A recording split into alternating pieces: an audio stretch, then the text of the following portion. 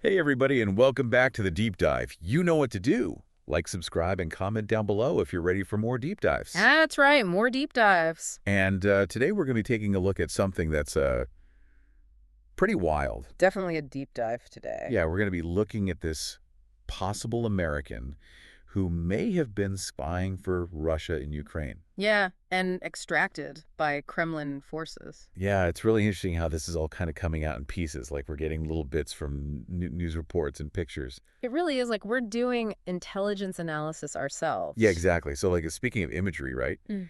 There's this picture going around online that supposedly shows this American dude, and he's, like, embracing Russian special forces. I saw that. Yeah, but his face is all blurred out, Yeah. so we don't know who it is, but it just, the optics are crazy. Yeah, and you know what else I think is crazy? The U.S. Embassy isn't saying anything. Oh, yeah. That's really suspicious. Like, what do they know? Are they allowed to say anything? It's all very hush-hush. Yeah. And then there's the Russian media, and they're already calling him the quiet American. Oh, yeah, that's so interesting. Which is like straight out of Graham Greene's novel. Like, they're really playing up the Cold War spy angle. Yeah, it makes you wonder if they're doing that on purpose. Oh, absolutely. Yeah. They're definitely trying to evoke those, like, classic spy tropes. Yeah. But you know what's really interesting to me is that the Russians are calling him Kenneth M. Right? Like, is that even his real name? Or is it like some made-up alias, or is it just straight-up disinformation? Yeah. It's really hard to know for sure. Like, it's a war zone, right? Right. It's hard to tell what's true and what's not, especially since, there's so much propaganda flying around. Yeah, and then on top of all that, you have the Russians saying that this Kenneth M has been giving them valuable intel for, like, 2 years. Right, and that it's even led to targeted strikes. Yeah, like, what kind of intelligence could he have even given them? And can we really trust what the Russians are saying? Yeah, it's hard to know what to believe.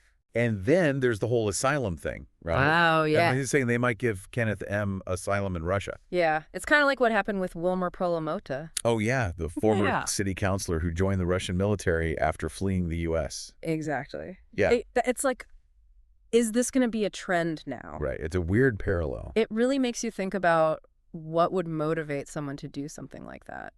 Yeah, like, are they running from something or are they looking for something? Yeah, are they looking for opportunity? I mean, it's hard to say. And it also makes you wonder about how much of what we're seeing is just propaganda, Oh, yeah, for sure. Like, we're in the middle of this information war, and Yeah. it's tough to know what's real and what's not. Yeah, it's a total mess. But, okay, so let's try to recap what we know. Okay. We have this mysterious American who might be a spy, and he was extracted from Ukraine by the Russians. Right. There's all this talk about valuable intelligence and asylum, and we know there's a lot of propaganda going on. But, like, the biggest questions are still unanswered, right? Yeah. Like, who is this Kenneth M. guy? Really? Yeah. What made him do this? And what does this all mean for the U.S. and Russia? Big questions. Yeah, huge. And I think it's important to keep asking those questions. Definitely. But you know what? I think there's, like, an even bigger question here. What's that? Like, if this guy really did spy for Russia, Yeah. how should we think about him? Like, is he a traitor? Is he a hero? Or is it more complicated than that? That's a great question to think about. Yeah, I think it's something we all need to consider. Definitely. And on that note, we've reached the end of our deep dive. Another deep dive completed. Don't forget to like, subscribe, and leave a comment down below. Yeah, tell us what you think about all of this. Yeah, and keep those minds curious, folks. We'll see you in the next deep dive. See you then.